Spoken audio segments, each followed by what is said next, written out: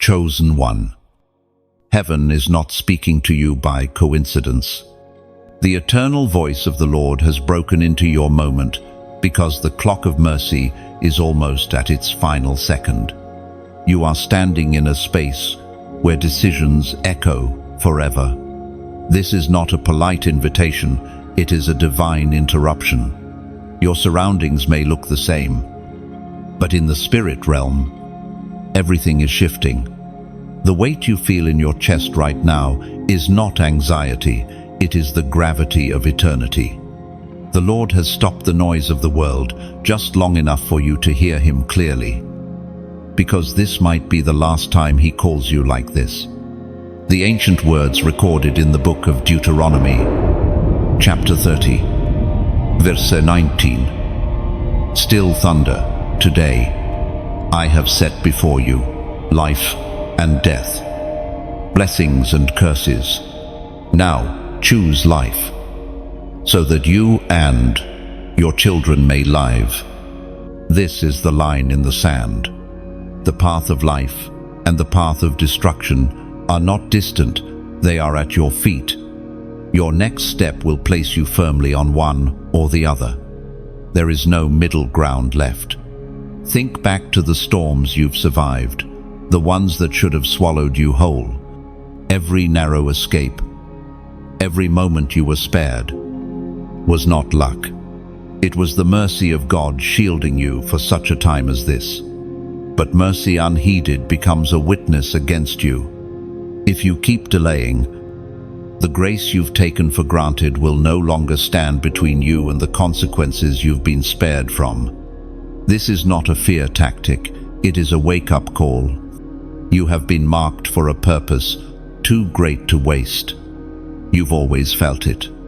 The strange feeling of being different. The discomfort when you tried to blend in. The inner stirring that refused to let you settle. Those were all signs. They were heaven's fingerprints on your life. Yet with great calling comes great accountability. And now, heaven will not let you drift quietly into destruction. You are being summoned to stand, to move, to obey now. Delay is no longer harmless. Every moment you hesitate, the enemy advances, and when he gains too much ground, taking it back becomes far harder than it had to be. You are still here because your assignment is not finished. But today is about more than just hearing these words. It's about answering them. God does not need your perfection. He needs your surrender, your yes. The kind of yes that changes what you do after you close this message. If you feel the fire in your spirit right now, it's because the Spirit Himself is testifying to the truth of this moment. Like this message, share it so others on the edge can hear this warning.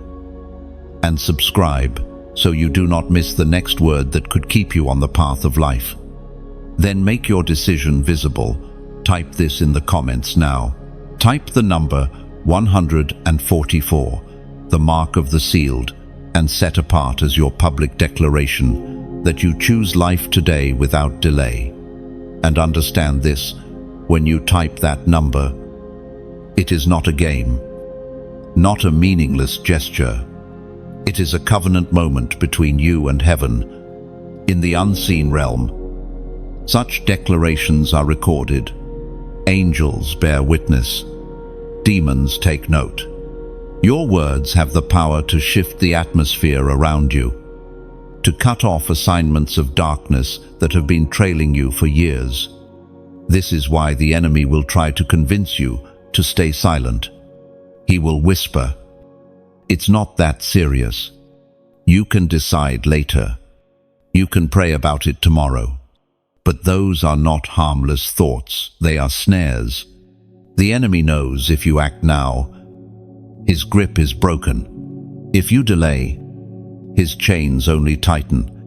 So this is not the time for half measures. Heaven is not calling you to think about it, but to act, to declare, to mark yourself as one who belongs fully to the Lord. There is a boldness rising in you right now, because the Spirit of God is igniting it. Don't smother that flame. Fan it into a blaze by responding instantly. The way of life is before you. The blessing is within reach. But it will not force itself upon you. You must take it. And once you do, nothing on earth or in hell can take it away. This is your final call. Step forward now, before the last light fades and the door is sealed forever. You feel it even before words form in your mind, the weight of being seen by the Almighty. God's eye is not scanning the crowd aimlessly. It has settled, unblinking, on you. This gaze is not casual. It pierces through every mask, every excuse, every carefully arranged facade. It does not see the image you present to others. It sees the truth. You live in secret. There is nowhere to hide from this kind of vision. It travels past your expressions, past your carefully chosen words, and into the motives that fuel your actions. This is why you feel exposed. Not because God is cruel, but because He is truthful. His seeing is not meant to shame you, it is meant to awaken you. We are reminded through the writings of David in the Psalms. Chapter 33, verse 18. But the eyes of the Lord are on those who fear Him, on those whose hope is in His unfailing love. This is both comfort and confrontation. Comfort, because it means you are not forgotten. Confrontation, because it means He notices when you turn away. The one who formed your heart also sees when it drifts.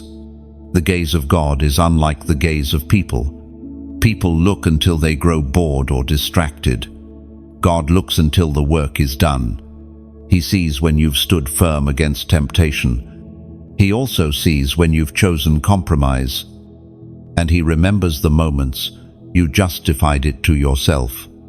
There is no moment in your story that has slipped past Him, not the pain, not the victories, and not the failures you would rather erase. His eyes are searching for more than confession. They are searching for alignment. When God's gaze rests on you, it is because He is looking for agreement between what He has spoken over your life and the life you are actually living. Where He sees a gap, He will speak not to condemn you, but to call you back into that alignment. But being seen by God is not always comfortable. It means you can't hide in the shadows of your own excuses anymore. It means the prayers you've been praying without expecting an answer suddenly have an answer, and it demands something from you. When His gaze locks on you, it strips away the option of indifference. There's something else about His seeing. You are not the only one He sees. But in this moment, it feels like you are. You've felt invisible before, overlooked in rooms where your presence barely registered. But to the Lord, your existence is not lost in the vastness of creation. He is capable of holding the entire cosmos in His hands and still noticing the smallest tremor in your heart. That is how closely He watches over you. Yet, there is a holy seriousness to this watching. The same eyes that watch over to protect will also watch over to judge. The same love that guards you will also confront you when you wander. God's gaze carries both mercy and accountability, and you cannot separate the two. For the chosen, being seen means being shaped. It means you will not be left to wander aimlessly in self-deception. If you have felt the discomfort of conviction lately, it is because His gaze has found you. That discomfort is a gift, proof that your heart is still tender enough to respond. There are those who once felt it but hardened themselves until they no longer noticed. That is the most dangerous place a person can be, not in the midst of visible sin, but in the numbness where sin no longer feels like sin. You are not there. The very fact that you feel something stirring as you read this proves that God's eye is still on you, still drawing you back. In the days ahead, you will recognize His gaze in unexpected moments in the quiet when no one is around, in the conviction that rises mid-conversation, in the sudden clarity that certain paths are no longer for you. Do not push that away. The gaze of God is both your safety and your summons. When His eye is upon you, you are never lost. But when His eye is upon you, you are never allowed to stay the same. This is the tension of being chosen. The God who loves you as you are refuses to leave you as you are. His seeing is the first step toward your transformation. And once His gaze has found you, you cannot return to the comfort of being unseen. There is a heaviness that settles over your spirit when you begin to realize the true cost of disobedience. It is not just about missing blessings, it is about breaking alignment with the very one who has sustained your breath since your first cry. Disobedience is not a neutral act. It is a shift in direction, a turning of your steps toward a destination you were never meant to reach.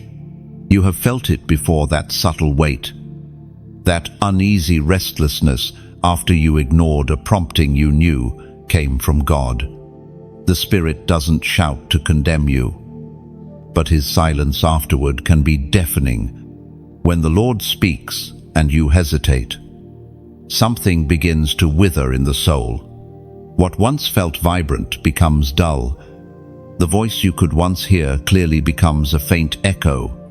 According to what is revealed in the book of Proverbs, chapter 14, verse 12, there is a way that appears to be right, but in the end, it leads to death. It is possible to walk a road convinced you are safe, all while heading straight toward ruin. This is why the Lord warns so sharply, because the end of that road is far worse than the start ever appeared. The cost of disobedience is not paid all at once. It drains you slowly. It takes your peace first, then your discernment, then your strength to resist temptation. And by the time you realize what you've lost, the climb back feels far steeper than you imagined. But here is the mercy of God. If you are hearing this right now, you have not gone too far. The very warning you are receiving is proof that the road back is still open. The enemy loves delayed obedience because it eventually becomes no obedience at all. He will distract you, convince you to wait for confirmation, make you feel like you need to be more prepared before you obey. But obedience is not about being ready, it is about being willing. The moment you act on what God has said, His power meets you there. There is no safer place than the center of God's will, and there is no more dangerous place than knowing His will and refusing to walk in it.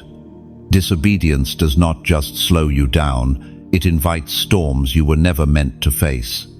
But the opposite is also true. Obedience opens doors no human can shut. Right now, there is a shift happening inside you. You can sense the seriousness of this moment. You understand that the Lord is not trying to take something from you, but trying to protect something in you. His warnings are proof of His love, and your obedience is the key to unlocking the future He designed for you. If this is stirring you, I want you to seal this moment with a visible declaration in the comments. Type, "I burn bridges." By doing this, you are saying to heaven, to yourself, and to the unseen realm that you are cutting every escape route back to the old ways. You are choosing to destroy the path of compromise, leaving no way to retreat into disobedience. When the road behind you is gone, the only direction left is forward into the will of God, fully, permanently, and without regret. And understand, when you burn bridges, You make it impossible for your past to call you back. This is not about pride, it is about protection. Some bridges were built by the enemy himself, designed to carry you back into cycles you fought so hard to escape. If those bridges remain, they will be used against you in moments of weakness. Destroying them is not an act of loss, it is an act of warfare. There will be voices that tell you, keep that bridge just in case. They will make compromise sound wise, like you're keeping your options open. But those options are nothing more than traps dressed in safety. A soldier does not keep a path open for the enemy to invade. They cut it off entirely. When you say, I burn bridges, you are also saying, I trust God to make a way forward. Even if the old way was easier, faith is not proven when the path is clear, it is proven when the path requires trust. And here is the truth. Once the bridges are gone, the horizon opens. You will see possibilities that were hidden when you kept glancing backward. You will step into strength you never knew you had. Because forward will be the only way left to go. There are battles you have fought that no one else knows about, conflicts waged in silence, wounds carried beneath the surface, scars that never made it to the eyes of others. These are the hidden wars. They are not fought with weapons you can see, but they have drained your strength as if they were. They have left you questioning your own endurance, your own clarity, sometimes even your own faith. The Lord does not ignore these hidden battles. In fact, they are often the ones He is most attentive to, because they are the battlegrounds where destinies are decided. Outward conflicts can be avoided, negotiated, or delayed. But the wars of the heart and mind are relentless. They meet you in the quiet, in the night hours, in the moments when you think no one is watching. The Spirit spoke through the prophet Elijah, as recorded in the first book of Kings, chapter 19, verse 12. And after the earthquake came a fire, but the Lord was not in the fire. And after the fire came a gentle whisper. And it is in that whisper that God addresses your hidden battles, not with the noise of the world, but with the voice that cuts deeper than noise ever could. Your hidden battles have not been random. The enemy targets the unseen places because they are the foundation of the visible. If he can unsettle your inner world, it will eventually unravel what people see on the outside. That is why the pressure you feel in private is often greater than anything you face publicly. Some of these battles began long before you realized they were battles. A wound from a careless word spoken in childhood, a betrayal that taught you not to trust, a disappointment that quietly rewrote your expectations of what God would or would not do. These moments planted seeds. Some of them grew into fears, others into doubts, still others into habits you now struggle to uproot. The hidden wars are also where the Lord refines you. They strip away illusions. They reveal where your trust is genuine and where it is conditional. In the silence between the assaults, He asks questions you cannot avoid. Will you still believe when no one sees you believing? Will you still pray when there is no audience for your prayer? Will you still obey when no one applauds? There is a reason some victories have felt hollow, because you know they came without addressing the root battle beneath them. You may have won outwardly, but if the enemy still has territory in your mind or heart, the war is not over. But here is the hope. The same God who sees the war also equips you for it. He is not surprised by your hidden struggles. He has already prepared the words, the strength, and the timing that will bring you through. The gentle whisper is often His greatest weapon because it bypasses the noise, the chaos, and the lies. and it speaks directly to the core of who you are. In these battles, it is tempting to measure victory only by feelings, but true victory in the hidden places is often marked by persistence, not by emotion. You may not feel triumphant, but every act of faith in the dark is a strike against the enemy's hold. Every moment you choose truth over the lies running through your mind is a small but significant win. Your hidden battles will not last forever. Some end in sudden breakthrough, others end through a gradual wearing down of the enemy's hold until one day you realize the weight is gone. The timing is in God's hands, but your perseverance is in yours. And when the battle does lift, you will notice something. The victories no one saw will have prepared you for victories everyone will see. The strength you gained in obscurity will become the foundation of your public assignment. The wisdom you learned in silence will be the voice others listen to when their own hidden wars begin. This is why you cannot despise the battles no one knows about. They are not a detour from your calling, they are part of it. They shape you into a vessel that can carry the weight of what God is entrusting to you. And though the battles may be invisible to the world, they are fully visible to heaven, where every act of quiet endurance is recorded as a victory. And when the day of revealing comes, your private faithfulness will shine brighter than the greatest public victories ever could. There are moments in life when hesitation is harmless, pausing before a decision, taking time to weigh your options. But there are other moments when hesitation is costly, when the delay itself becomes the doorway for loss. You are standing in one of those moments now. The Lord has sounded a call over your life, and this is the hour to rise without waiting for a safer time. You've sensed it for days, maybe weeks, a stirring that will not let you settle. It comes in quiet reminders, in the way certain things you once enjoyed now feel hollow, in the way your heart races when you think about the things God has spoken to you.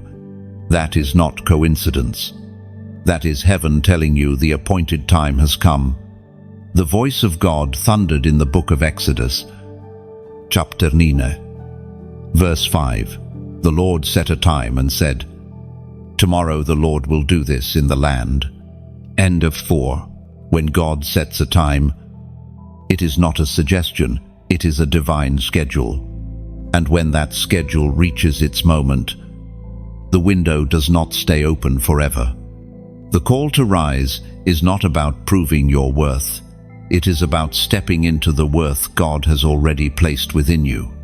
For too long, the enemy has whispered that you are not ready, that you are too broken, that you've missed too many chances.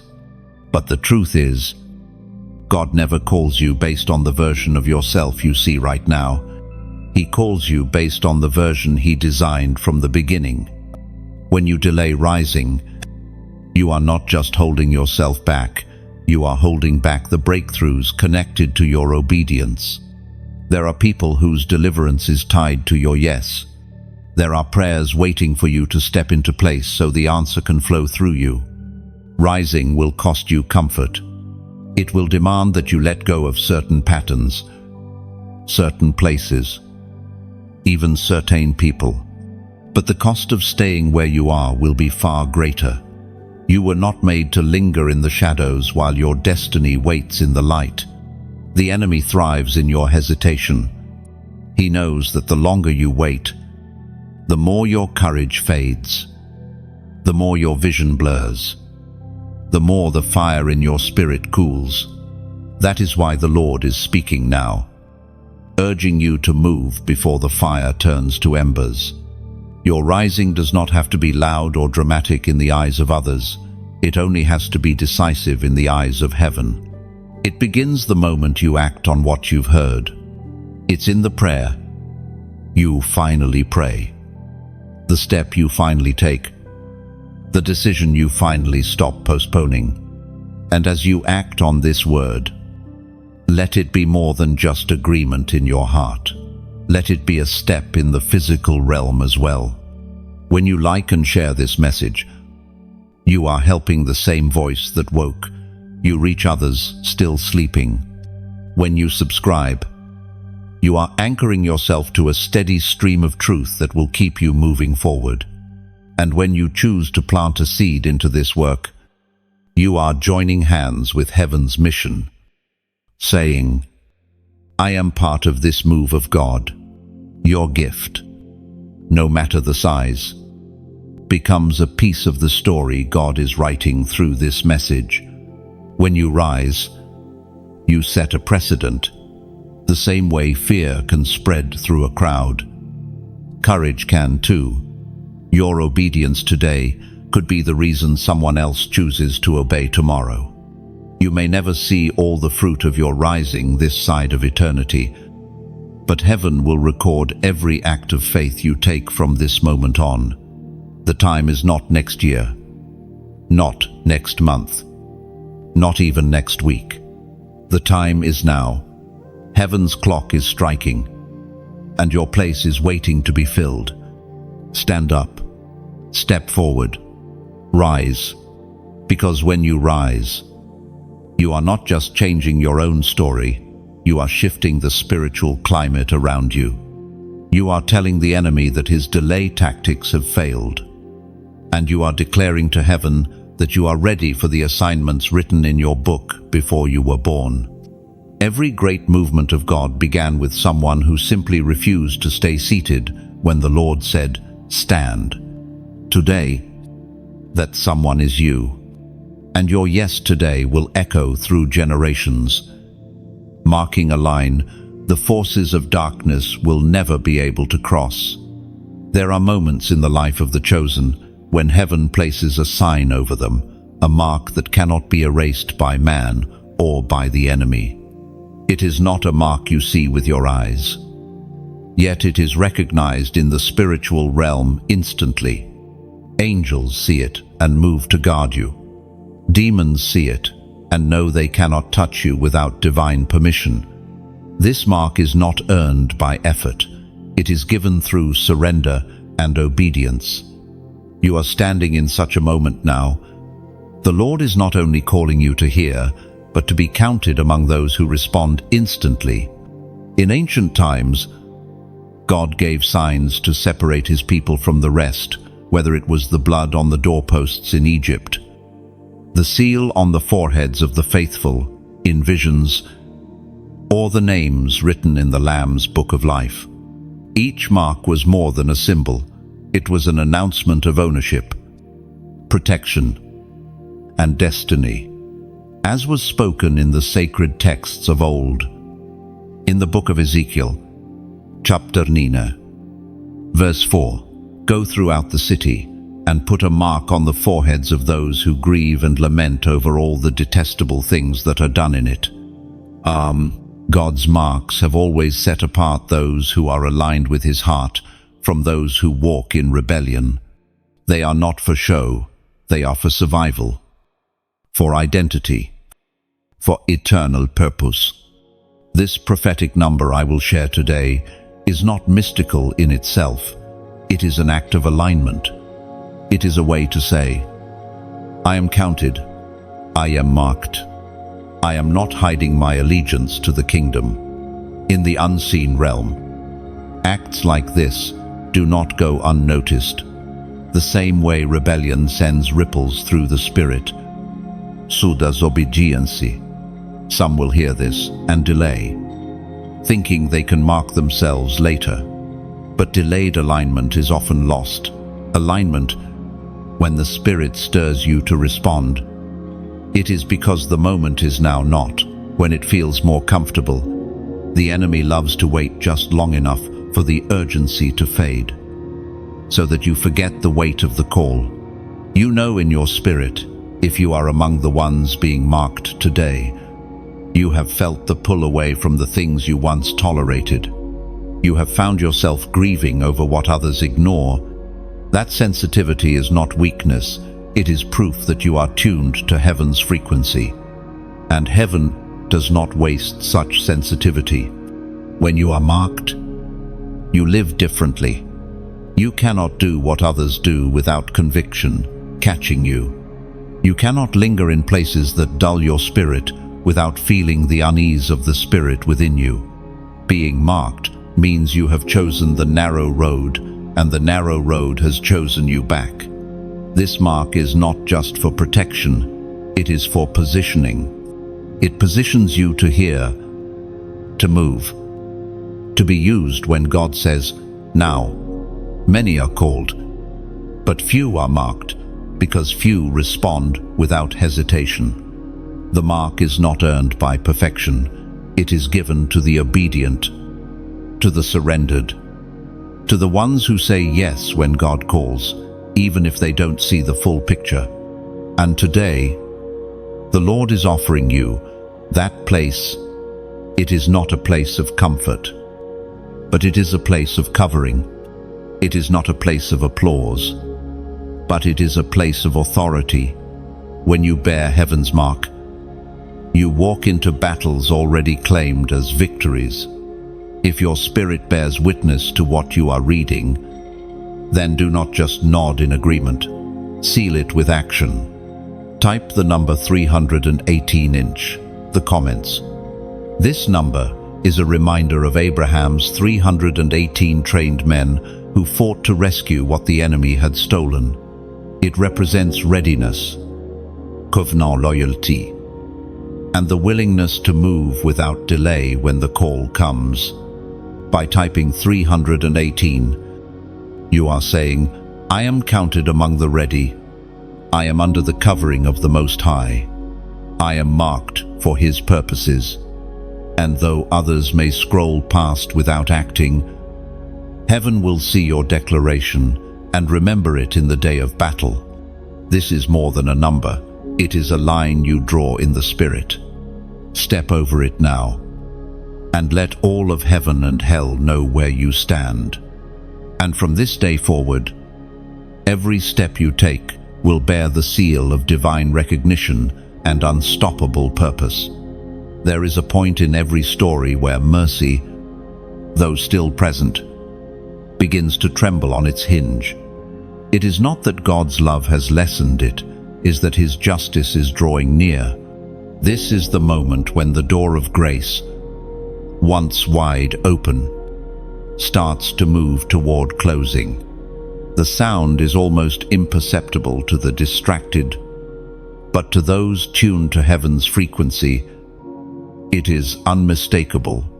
You may have sensed it before, the tightening in your spirit when you consider ignoring what God has spoken. The unease that lingers when you walk a path you know is not His. These are not just feelings, they are warnings. God does not allow His chosen to wander without sending signs along the way. And those signs are acts of mercy. The Spirit spoke through the prophet Isaiah. Chapter 55, verse 6. Seek the Lord while He may be found. Call on Him while He is near. End 1. The very fact that He can be found now implies that there will be a moment when seeking will no longer yield the same answer. The nearness of God is not to be taken for granted. It is an invitation with a divine expiration date. Mercy is a gift, but it is not infinite in its opportunity. There comes a point when rejecting it again and again shifts the heart into hardness, where even the pull of the Spirit is ignored. At that point, it is not God who has stopped calling, it is the heart that has stopped listening. This is why the trembling of the mercy door is so significant. It is God saying, "The time to step through is now, not later." He knows how quickly distractions can multiply, how easily conviction can be drowned out by the noise of life. He warns because He loves, but His warnings are not without weight. Think of Noah's Ark. The door stood open for years while Noah built and preached. Every hammer strike was a sermon, every plank a prophecy. Yet the people laughed, delayed, or dismissed the urgency. When the door finally shut, it was not opened again, not because God lacked compassion, but because the appointed time had ended. The trembling hinge you feel in your spirit is the same warning. It is not meant to scare you without hope. It is meant to sober you, so that you choose rightly while you still can. God's mercy is still here, but it is calling you to act before the opportunity changes. You may ask, if God is merciful, why would He close the door at all? The answer is simple: because mercy is meant to lead you into transformation, not keep you comfortable in rebellion. If He left the door open forever, without consequence, sin would never lose its hold, and repentance would never be urgent. This moment in your life is one of divine tension. You are held between the kindness of God that invites you and the holiness of God that will not wait forever. Both are expressions of His love. The kindness draws you close. The holiness calls you to change. Do not mistake the trembling hinge for a sign of weakness in His grace. It is a sign of its strength. His mercy is strong enough to warn you, strong enough to stir you, strong enough to confront you before it is too late. One day, you will look back on this season and remember the feeling, the way your spirit seemed unsettled, the way His words carried more weight than usual, the way you could not escape the sense that a decision was pressing in on you, and you will either remember it as the moment you stepped through the door or the moment you let it close. Mercy's door is still before you, and it is still open, but it will not remain as it is forever. Every moment you wait, the hinge trembles a little more, and when that final moment comes, it will close, not with a violent slam, but with the quiet certainty of something that has been decided in heaven. There will be no bargaining then, no last-minute negotiations. The time to wrestle with indecision is now, while the voice still calls, while the light still spills through the doorway. You must understand, stepping through is not about being flawless, it is about being willing. God is not measuring perfection at the threshold. He is looking for surrender, for a heart that says, I will not waste this chance. Because once the door shuts, what remains on the other side is not opportunity, it is only memory. And memories cannot open doors. There is a truth that many try to ignore, yet it shadows every step of the chosen. The enemy knows your name. This is not meant to cause fear, it is meant to bring clarity. You are not invisible in the spiritual realm. You are recognized, catalogued, and opposed by forces that understand the weight of your calling. Sometimes even more than you do. Long before you were aware of your destiny, the enemy had already crafted plans to derail it. Studies patterns, weaknesses, and cycles. He remembers moments when you almost gave up, and he tries to recreate them. He knows which voices you are tempted to believe, which distractions make you lose focus, and which wounds you've never fully healed from. The Apostle reminds us in his letter to the Ephesians, chapter 6, verse 12, For our struggle is not against flesh and blood, but against the rulers, against the authorities, against the powers of this dark world, and against the spiritual forces of evil in the heavenly realms. This is why the opposition you face often feels disproportionate to your visible position, because the war against you is not about where you are, but about where you are going.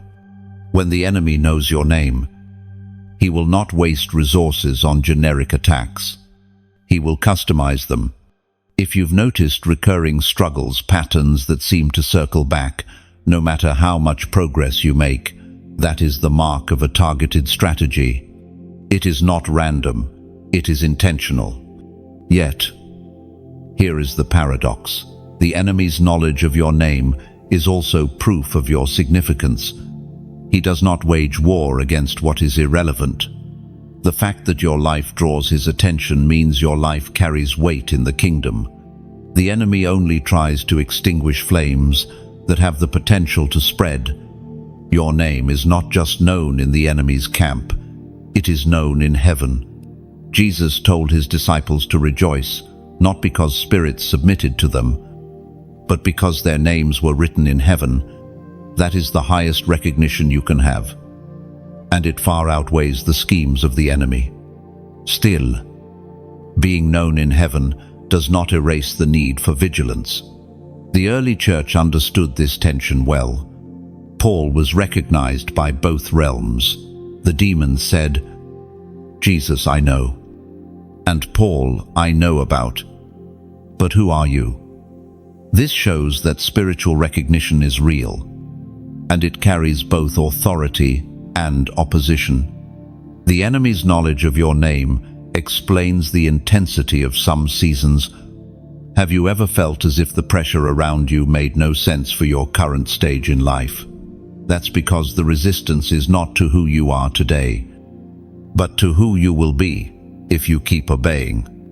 The attacks are often preemptive, strikes meant to exhaust you before you reach the territory assigned to you. But God's awareness is deeper than the enemy's. The enemy sees fragments of your story, your weaknesses, your tendencies, your past mistakes. But God sees the full picture.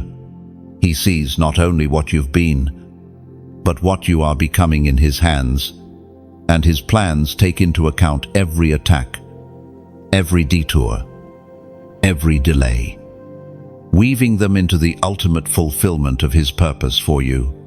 The knowledge that the enemy knows your name should not paralyze you. It should sharpen you. It should remind you that you cannot live as if your life has no impact. You are a marked person, not only in the light, but also in the crosshairs of darkness. This is why compromise costs you more, why apathy is more dangerous, and why surrender to God is your greatest shield. In the unseen realm, your name is not just a label, it is a signal to heaven. It signals a vessel in progress, a warrior in training, a child carrying an inheritance. To hell, it signals a threat, a disruption to plans that have been in motion for years. And perhaps this is why your journey has felt heavier than others. Rock and a brogger. You have been fighting battles that were never about your present comfort, but about your future impact. The enemy's recognition of your name is a backhanded confirmation of your calling, and in time, it will also be the reason your testimony carries power, because you will have overcome, and your name will still be standing in the courts of heaven, long after the enemy's whispers fade. For every scheme he launched, God will write a greater victory into your story. In the unseen realm, there are moments when heaven stands still, waiting for a single word from you. Not because God needs your permission to act, but because agreement is the key that unlocks what has already been written in your favor. The angels assigned to your life move at the command of the Lord. But there are times when your yes becomes the signal for them to advance. You are in such a moment now. The Lord's plans for you are not uncertain, they are already set. What is in question is your alignment with them. Heaven's army waits for your agreement, not in theory but in action. This is the divine tension. God has decreed the victory, yet he calls you to step into it willingly. The ancient words recorded in the book of Judges, chapter 7, verse 7, give us a picture of this. The Lord said to Gideon, with the 300 men that lapped, I will save you and give the Midianites into your hands. Gideon's victory was already determined. Yet God required him to stand in that moment with those who had been chosen. The number was small. The odds were impossible. But heaven's army was waiting for that exact alignment before moving. It is the same for you. Your name has been marked, your purpose written. But the fullness of heaven's help often waits until your life posture says, I am ready. Agreement is not silent, it is active. It is the daily choice to walk toward what God has declared, even when it looks nothing like victory yet. This is why your words matter. In the spiritual realm, a declaration is more than sound. It is a banner, a flag planted in contested territory. When you speak agreement with heaven, you are not just encouraging yourself. You are signaling to every watching spirit where you stand. Your agreement shifts the atmosphere. It tells the forces of darkness, the ground you've been standing on is no longer yours. It tells the angelic host, the one we protect is in position advance. This is why passive agreement in your heart is not enough. Heaven responds to faith that moves, speaks, and acts. You may not see the full scale of the battle around you, but it is real. Every decision you make toward obedience sends ripples into that realm. And right now, there is an urgency for you to plant your declaration so that heaven's army can move without restraint on your behalf. Type armies. Advance. Ender. When you write these words, you are not making a casual comment. You are sending a command into the spirit realm. You are taking your place as one who fights under the banner of the King of Kings. You are telling heaven's warriors, the time for defense has ended. The time for taking ground has come. In that moment, your agreement becomes a war cry. Your obedience becomes a trumpet blast. Demons hear it and shudder because they know heaven's army moves at the command of the Lord, and you have just echoed that command. Angels hear it and stand ready, because your faith has signaled that the battle line has shifted forward. These 3 words are not empty. They are a summons for divine intervention and an announcement that you refuse to yield another inch. Let your words today become the sound that triggers movement in heaven. The armies are ready. The commander has spoken. It is your turn to answer. Let this be the moment you remember when battles in your life shifted, not because circumstances suddenly changed, but because you stepped into the authority already given to you. The shout of armies, advance, is not for the timid. It belongs to those who understand that their fight is not just for survival, but for territory. Territory in your family, in your mind, in your calling, and in the generations that will follow you. There are wars being fought over things you cannot yet see, relationships that have not yet been restored, doors that have not yet opened, victories that have not yet been revealed. But heaven sees them, and the command you echo now sets in motion a chain of events that will reach them in time. Do not underestimate the power of this alignment. You are not sending soldiers into battle. You are joining them. You are locking step with the armies of heaven, moving forward under the orders of the commander who has never lost. And as you move, you will see that the ground taken today will become the foundation for tomorrow's victories. There is a shield over your life that has been forged in the fires of eternity. It is not the kind of shield you carry with your hands. It is carried over you by the hand of the Almighty. The storms may rage, weapons may be aimed, but none of them can pierce what heaven has decreed over you. You may have felt surrounded, as though the assaults would never stop. Yet even in the most relentless battles, there is a truth you must remember. No attack formed against you can succeed when you remain under the covering of the Lord. This is not optimism, it is covenant. We are reminded through the writings of David in the Psalms, chapter 91, verse 4. He will cover you with his feathers, and under his wings you will find refuge. His faithfulness will be your shield and rampart. Weapons will be forged. That much is promised. They will come in the form of betrayal, sickness, loss, financial strain, or even inner battles that try to choke your faith.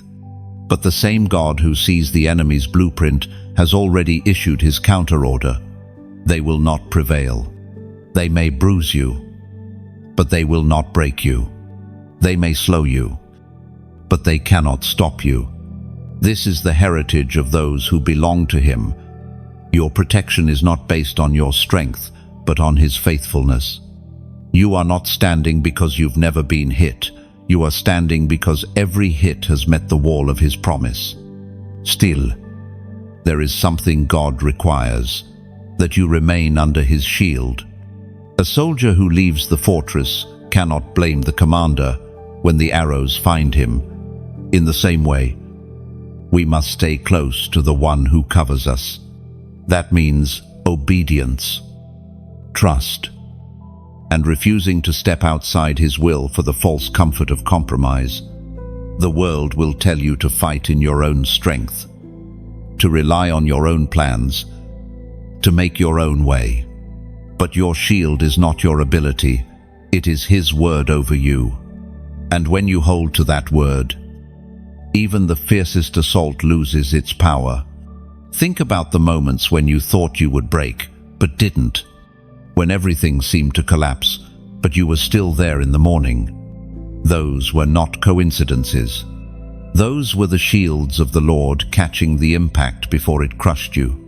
And now, you have a choice. You can hear this truth and nod. Or you can take action to strengthen the fortress around you, not just for yourself, but for those connected to your life. When you like and share this message, you are building a wall of faith around someone else who may be under attack right now. When you subscribe, you keep a steady stream of God's word coming into your spirit, so the shield stays lifted. And when you plant a seed into this work, you are not paying for protection. You are aligning with the mission that delivers these shields of truth into the lives of others. Your giving becomes part of the defense line for someone you may never meet, but whose breakthrough is tied to your obedience. Every act of faith builds the shield higher, stronger, broader, and every declaration you make based on his word turns back another arrow. You are not powerless, you are protected. And not just protected, you are positioned. The same God who covers you also sends you forward. Because the shield is not just for defense, it is for advancing into the places he has promised. So lift your head. The arrows may fly, but they will not decide your future.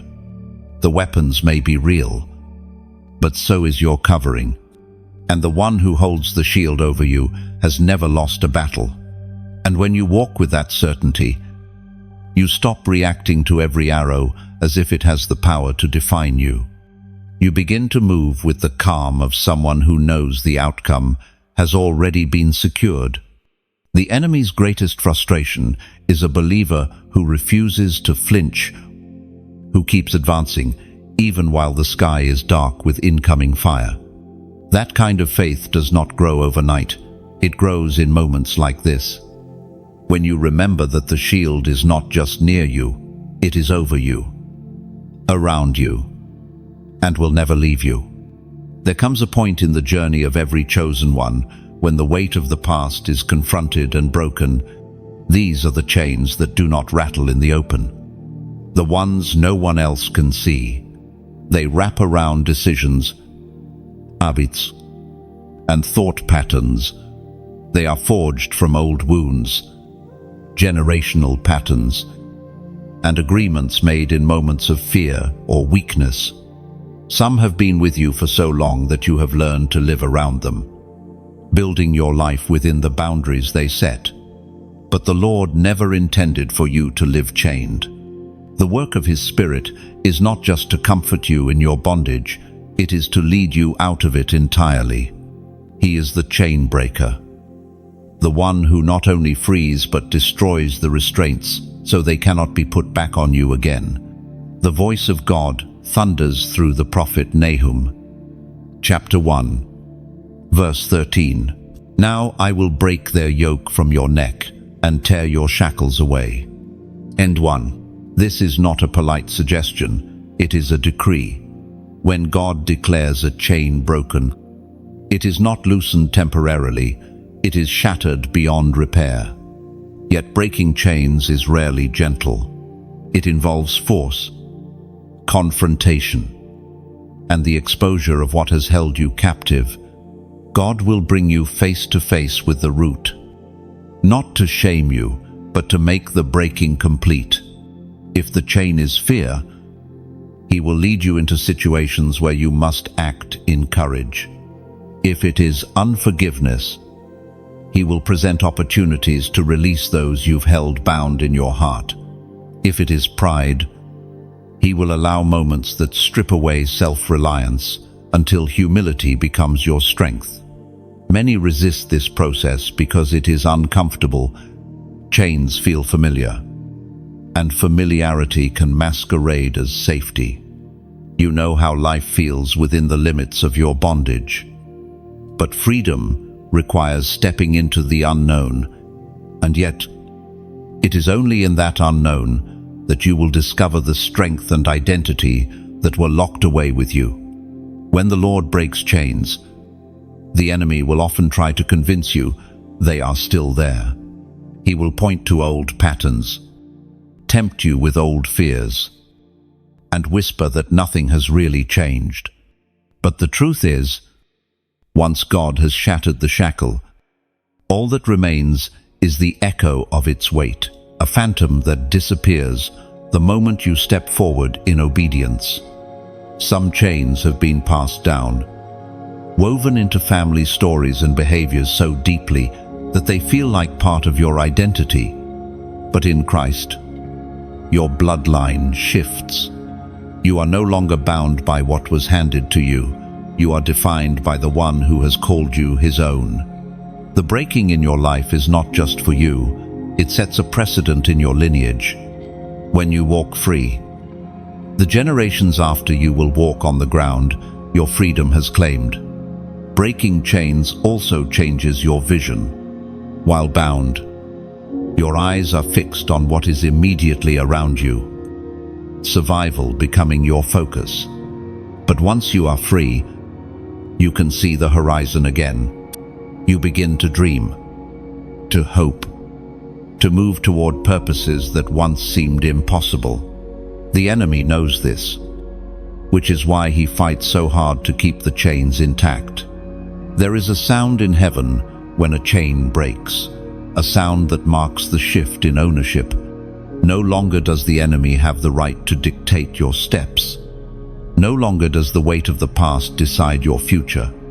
You belong to the Lord, and His word over you is final. Freedom is not an abstract idea.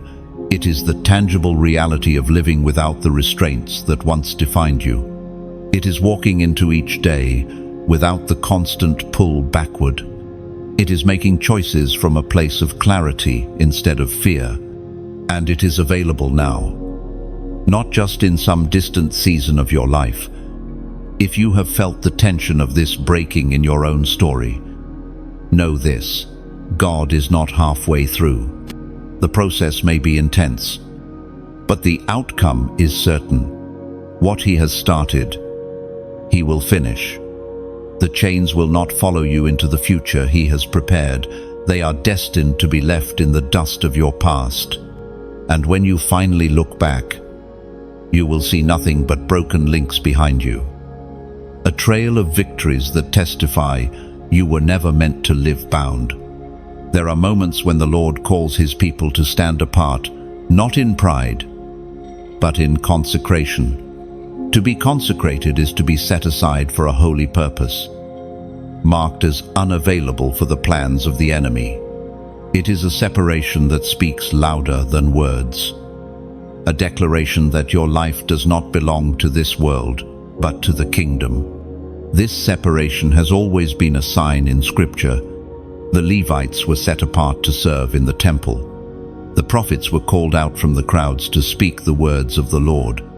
The disciples left everything familiar to follow Jesus. In every case, the separation was not just about leaving something behind, it was about stepping fully into what God had prepared. The Spirit spoke through the Apostle Peter, as recorded in his first letter, chapter 2, verse 9, "But you are a chosen people, a royal priesthood, a holy nation, God's special possession, that you may declare the praises of him who called you out of darkness into his wonderful light." End of quote. This is not poetic sentiment, it is an identity statement. When God calls you his own, he also calls you to live like it. Being marked for him means that the patterns of the world no longer dictate your steps. You cannot compromise the way others do without feeling the weight of conviction. You cannot ignore the call without sensing the Spirit's gentle but persistent pull. And this call is not seasonal, it is for life. The Lord is even now calling forth those who will bear his mark openly. In the days ahead, the distinction between those who are his and those who are not will grow sharper. This is not to instill fear, but to awaken readiness. The times demand clarity, and clarity begins with public identification. In the unseen realm, to be marked is to be counted. It is to say to heaven, "I am here, I am yours, and I will not blend into the background when the battle comes." And it is to say to the enemy, "Your claim over me is broken, my allegiance has shifted permanently." There is a prophetic act to be made today. It is not about earning God's favor, you already have his love. It is about declaring where you stand and sealing that declaration with a visible sign. If you know this word is for you, and you feel the Spirit calling you to be counted among the consecrated, then mark it now. Type the number 452 in the comments. This number stands as a reminder of Nehemiah's 52 days of rebuilding the walls, a work of restoration, multiplied by the strength of covenant. 4, representing the corners of the earth, the fullness of his reach. By typing 452, you are declaring, "I take my place in the work of restoration. I will be a wall builder in my time, standing for what God has entrusted to me." And so, let it be more than keystrokes on a screen. Let it be the outward sign of an inward reality that you belong entirely to the Lord, and that your life is set apart for his purposes alone. Because when you make this declaration, something shifts. It is not only about your personal walk, it ripples into every area connected to you. Families feel it. Relationships feel it. Even the spiritual atmosphere around your home changes.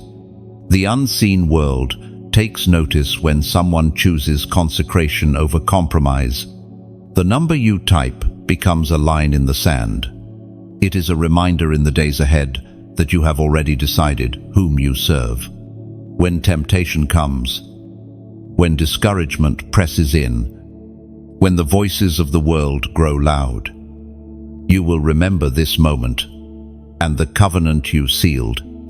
And heaven remembers too. Angels are dispatched not just to protect you, but to partner with you in the assignments God places in your hands. The mark of consecration is not about isolation, it is about empowerment. You are separated not to stand alone, but to stand strong in the company of those heaven calls brothers and sisters in the fight. So let your declaration today be bold. You are not hiding your allegiance. You are broadcasting it for both realms to see. You are counted. You are chosen. And you are committed to live as one who carries the mark of the King. And from this day forward, every step you take will testify that your life is no longer your own. It belongs fully to Him. The path ahead of you is narrowing, not because God wants to make life more difficult, but because the deeper you go into His purposes, the less room there is for distraction, compromise, and divided loyalties. The narrow path is not for the many, it is for the few who are willing to pay the cost of walking closely with Him. From the outside, the narrow path looks restrictive. To those who value freedom as doing whatever they please, it feels confining. But the truth is, the narrow way is the place of true liberty. It removes what entangles you. It cuts off detours that would lead to destruction, and it keeps your eyes fixed on the one who goes before you. Jesus Himself declared in the Gospel of Matthew, chapter 7, verse 14, "But small is the gate and narrow the road that leads to life, and only a few find it." No, this is not a statement of exclusion. It is an invitation to intimacy. The few who find it are those who have chosen it above the ease of the wide road. On the narrow path, you discover the beauty of focus. There are fewer voices vying for your attention because you have decided which voice matters most.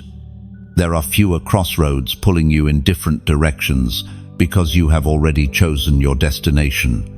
And while the path may wind upward, the clarity of its direction gives you a confidence you will never find in the chaos of the crowd. The narrow path also changes your pace. You cannot rush through it recklessly. Each step becomes intentional, measured, and aware. In this slower rhythm, you notice the details of God's guidance, the subtle leading, the quiet encouragement, the gentle corrections that would be drowned out in the noise of the wide road. Yet walking this path also means facing the reality that not everyone will walk it with you. There will be moments when you look around and realize you have left behind people, places, and comforts that once defined your life. This separation is not meant to breed loneliness, but to anchor you in the truth that your ultimate companionship is with Him. The narrow road is a place of refinement. The trials you face here are not punishments, they are chisels in the hands of the Master, shaping you into someone who can carry the weight of your calling. Here, pride is stripped away. Dependence on self is replaced with dependence on God, and your vision is aligned with His. Sometimes, the most challenging aspect of the narrow path is that it feels hidden. You may not have crowds cheering you on or recognition for the steps you take, but the narrow road has always been a place of hidden growth. Roots go deep here, unseen, so that when the time comes for your life to bear fruit, it will not wither under pressure. The enemy will often tempt you to step off this path, offering shortcuts that promise the same destination without the discipline. But shortcuts never lead to the same place. They may look appealing for a moment, but they are designed to pull you away from the life-giving presence that only resides along the road God has prepared. The longer you walk this way, the more you realize that its narrowness is actually protection. It keeps you from wandering into traps you cannot yet see. It forces you to trust the one who knows the end from the beginning, and it assures you that every limitation here is for the sake of greater freedom ahead. When you choose the narrow road, you are not just making a choice for yourself, you are leaving a trail for others to follow. There will be those who see your steps and realize there is another way, a better way. Your faithfulness will become a living signpost pointing toward life. The wide road will always seem easier. It will be filled with noise, options, and the illusion of control. But only the narrow road leads to the place you were created for. And though it may demand more of you, it will also give you more than you could imagine, more peace, more joy, more of His presence than the wide road could ever offer. So do not despise its smallness. Embrace its simplicity. Every step here is a step deeper into the life God has promised. And every mile you walk is another mile closer to seeing Him face to face. The narrow road is not for the faint-hearted, it is for the wholehearted. And you have been called to walk it. There are fires in life that are meant to destroy. And there are fires in life that are meant to refine. The difference is not in the heat, but in the hand that controls it. For the chosen, fire is never wasted. It is the tool God uses to burn away what cannot go with you into the next season. The prophet Isaiah spoke of this in chapter 48. Verse 10, "See, I have refined you, though not as silver. I have tested you in the furnace of affliction." Oh, this is not a casual image. It is the language of deliberate, intentional shaping. God does not place His people in the furnace to watch them suffer. He does it to purify them until only what is of eternal value remains. The fire that comes into the life of the chosen is not always visible to others. Often, it is an inward burning pressures, trials, and conflicts that you carry quietly while others see only your steady exterior. It is in this hidden furnace that faith is proven, not when everything is easy, but when everything feels like it could break apart at any moment. And still you stand. You may have wondered why certain trials seem relentless. Why God did not simply remove them when you prayed. The answer often lies in what the fire is accomplishing. Some impurities are only revealed under heat. Certain attachments, fears, and false securities cling tightly until the flames force them to release their grip. The refining fire is precise. It does not consume at random. It targets what weakens you, what distracts you, what holds you back from carrying the weight of your calling. You may not see the exact work being done in the moment, but when the season changes, you will realize you have been strengthened in ways that could not have happened without the trial. This is the paradox of the furnace. While the enemy sees it as a place to destroy you, God uses it as a place to prepare you.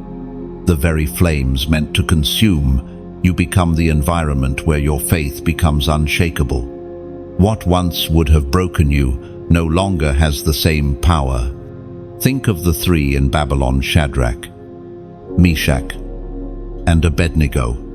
They were thrown into a fire so hot it killed the men who carried them there. Yet, they walked unharmed because the Son of God was with them in the flames. The fire did not destroy them, it destroyed the ropes that bound them. This is the nature of God's refining work.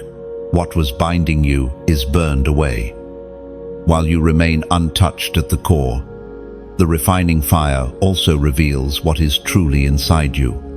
Heat exposes what has been hidden, both the good and the bad. It shows the cracks in your faith, but it also brings to the surface the gold that God has placed within you. And once that gold is revealed, it shines all the brighter for having passed through the flames. It is tempting to want the fire to end as quickly as possible, but rushing out before the work is complete only delays the strength and purity God intends to give you. Just as silver must remain in the heat until the refiner sees his reflection in it, so must you remain until God's image is more clearly seen in you. There will come a day when you look back on this season and see it differently. What now feels like loss will be revealed as gain. What feels like stripping will be revealed as equipping. You will recognize that the fire did not diminish you, it defined you. In the kingdom, refined ones carry a weight and authority that cannot be manufactured. They have been tested, and they carry the evidence of endurance. Their words have power because they have been spoken from the furnace. Their faith inspires because it has been proven under heat. So, if you are in the fire now, know this: you are not alone in it. The same God who allowed you into it will bring you through it. And when you emerge, you will be stronger, purer, and more unshakable than you were before. The fire will not consume you, it will commission you.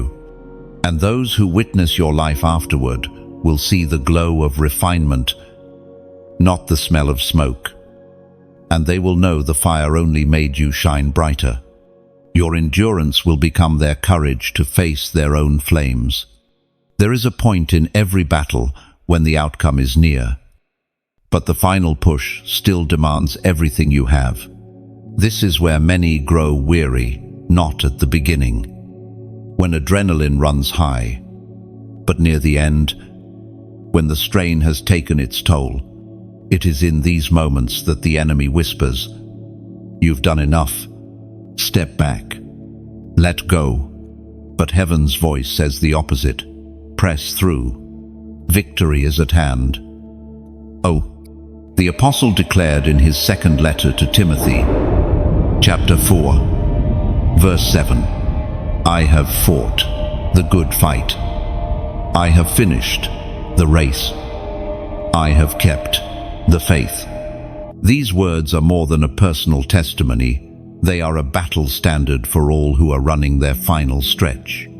They remind you that the crown is not given to the fastest starter, but to the one who finishes standing. This final push is not about proving your strength, it's about proving your persistence. God is not looking for those who never feel tired. He is looking for those who keep moving forward, even when tiredness presses in like a weight. There is a special anointing that rests on endurance because it mirrors the heart of the one who endured the cross. Think of a runner in the last stretch of a race. Every muscle burns. The finish line seems far, but each step forward is a defiance against quitting. That is what the final push in the Spirit looks like. Steps of obedience taken when everything in you wants to rest. And with each step, the gap between you and the promise narrows. Sometimes the final push comes with increased resistance. The enemy often fights hardest when he knows his grip is slipping. You might see sudden distractions, unexpected setbacks, or even moments of doubt. But these are not signs you are failing, they are signs you are close. The darkest part of night is just before the dawn, and the fiercest pushback often comes right before breakthrough. This is the moment to focus like never before. You do not need to fight every battle at once. You only need to keep pressing in the direction God has set before you. One more prayer, one more act of obedience, one more step toward what He promised. Each act compounds, building unstoppable momentum. And as you press in, remember, you are not pressing alone. Heaven is in motion alongside you. Angels are not stationed idly, they are active, reinforcing your steps, clearing paths you cannot yet see. The commander of heaven's armies is not watching from a distance, he is leading from the front. Now I want to invite you to turn this word into action, not just for yourself, but for those still stuck in their own battles. When you like and share this message, you are sending strength into someone else's race. You might be the reason another warrior finds the courage to take their next step. When you subscribe, you are planting yourself in an ongoing stream of truth, that will keep your spirit ready for every push that lies ahead. And when you sow into this work, you are not merely giving, you are investing in the victories of countless others who will hear and rise because of what you made possible. Your seed becomes part of the final push for someone else's deliverance. If you know you are in your own final stretch, seal it now. Type, "I finish strong." When you write these words, you are declaring before heaven and hell that quitting is not an option for you. You are marking yourself as one who will cross the finish line with your faith intact. No matter how much strength is left in your body, it is a vow of perseverance that will echo back to you in the moments you need it most. The finish line is not just about you. The victory you step into will ripple into the lives of others. Your breakthrough will inspire theirs. Your persistence will silence the lies that told them it couldn't be done. Like, share, subscribe. So, do it as an act of war against quitting. Do it as a declaration that you are committed to the final push, not just for yourself, but for the army you are a part of. The end is in sight. The harvest is ready, and heaven is watching to see who will reach out and take it. And when you do, all of creation will testify that you did not shrink back. You pressed forward until the crown was placed firmly in your hands. There is a moment in every divine story when the door finally shuts. It does not slam in anger, nor creak in uncertainty. It closes with the unshakable finality of heaven's timing. Once it is sealed, the chapter it guarded is complete. Nothing can be added. Nothing can be removed.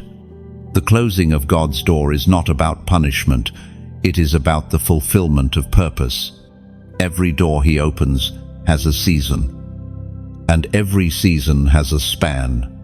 The open door is an invitation to step in, to obey, to move with the flow of His Spirit. But when the purpose of that opening has been met, or when the time allotted has passed, the same hand that opened it will close it. The book of Genesis gives us a sobering image of this in the days of Noah. For years, the ark stood with its door open, while Noah worked and warned. Each day was an opportunity for someone to step in. The voice of God is recorded in the book of Genesis, chapter 7. Verse 16, the animals going in were male and female of every living thing, as God had commanded Noah. Then the Lord shut him in. From that moment, those outside could not enter, and those inside could not leave. The time for decision had ended. There is a weight to such a moment. Those who are ready find safety and provision. Those who are not find themselves on the other side, where the opportunity is gone. And unlike the shifting of human schedules, the timing of God's door is not negotiable. His decisions are not subject to the persuasion of latecomers or the bargaining of those who waited too long. The shutting of the door is not always dramatic. Sometimes it happens quietly. A relationship ends. A job closes. A chance to act fades away. You may not even realize until later that the window you once had is gone. But in the spirit, it is just as final as the ark's door. This is why the moments before the door shuts are so critical. They are the threshold of change. The line between can and cannot, between still possible and no longer available. The enemy loves to dull your senses in this space, to make you believe you have more time than you do. He will fill your thoughts with delays, distractions, and the illusion of safety in waiting. But he knows the truth. When God's door closes, it is not human hands that can open it again. The closing door is also an act of mercy. For those inside, It seals them into the place of protection. It draws a boundary that keeps out what would harm or hinder. It prevents the return to places or seasons that no longer serve the calling of God. What feels like loss in the moment may, in time, be revealed as divine shielding. Yet, for those outside, the closing is a sober reminder that opportunity is not eternal. God's patience is fast, but it is not without end. His desire is always that you respond before the closing, not after. The tragedy of those who miss it is not that God withheld it, but that they did not enter while it was open. If you are in a season where you sense the door is about to shut, take inventory of what you are carrying.